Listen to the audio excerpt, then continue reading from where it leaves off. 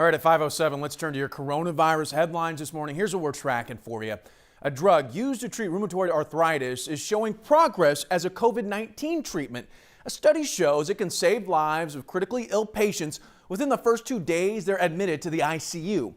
All right, next, Democrats make progress in stimulus talks with the White House, but Republicans in the Senate are focused on their own relief measures with a vote scheduled today. Meantime, there are now 8.2 million confirmed cases of COVID-19 in the U.S. and hospitalizations are on the rise in 38 states. And that includes Texas. So let's take a closer look at our numbers. According to the state health department, 4,588 people are currently in hospitals with the coronavirus. That's the highest number reported since August 26th, when more than 4,800 people were hospitalized. More than a dozen HISD schools have been closed because of COVID-19 cases. That's one of the day's other big stories. The district's policy is to close campuses for cleaning when cases come up. 16 elementary, middle, and high schools shut down Tuesday for deep cleaning, just one day after in-person instruction resumed. Most other area districts close parts of buildings for cleaning or send affected students or staff home when cases are detected there. A Houston arson investigator killed on the job will be honored this week. Lemuel Bruce was shot by a suspect while investigating a string of fires in Timber Grove last week. His memorial service is Thursday morning at 11 at Lakewood Church. Impressive turnout for early voting. The Harris County Clerk's Office says turnout is on pace to surpass the entire 2016 election. So far, more than 800,000 people have voted in person or by mail. The final push to Election Day, former President Barack Obama makes his first in-person appearance today, campaigning on Joe Biden's behalf in Philadelphia. Meanwhile, President Trump also focused on Pennsylvania. He held a rally in Erie last night.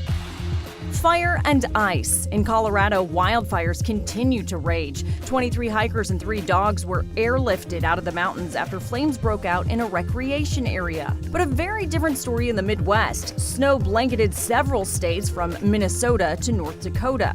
And those are the big stories on this Wednesday morning. All right, at 5:09, the one thing you need to know, we are starting off with some morning fog, so take your time out there. It is going to be a warm day. I'll have your 7-day forecast in about 5 minutes. I'll send it back to you. Cheetah, thank you. As researchers try to create a coronavirus vaccine, scientists overseas are trying a different approach. But is it safe? Cheryl Mercedes connects the dots. Scientists around the globe are racing to develop a vaccine for coronavirus. And in Britain, they are hoping to speed up development by deliberately trying to infect volunteers with COVID-19. Let's connect the dots.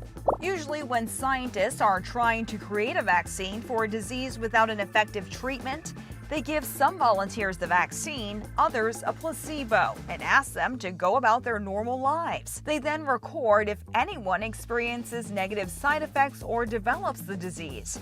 It's a slow process done with thousands of volunteers. There is a faster way.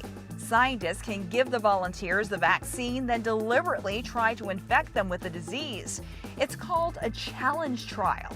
And when there is no surefire therapeutic to treat that disease, it is considered by many to be unethical.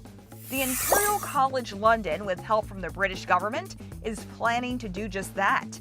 Volunteers will have lab-grown coronavirus blown directly into their noses while quarantined in a hospital. Fewer than 100 volunteers between the ages of 18 and 30 will be used. It's not clear which vaccine of the many in development will be used. The British scientists admit it is risky, but could potentially save hundreds of thousands of lives. Connecting the dots, I'm Cheryl Mercedes for H-Town Rush. Cheryl, thank you. The UK government is investing $44 million into that trial. If approved, it would begin in January.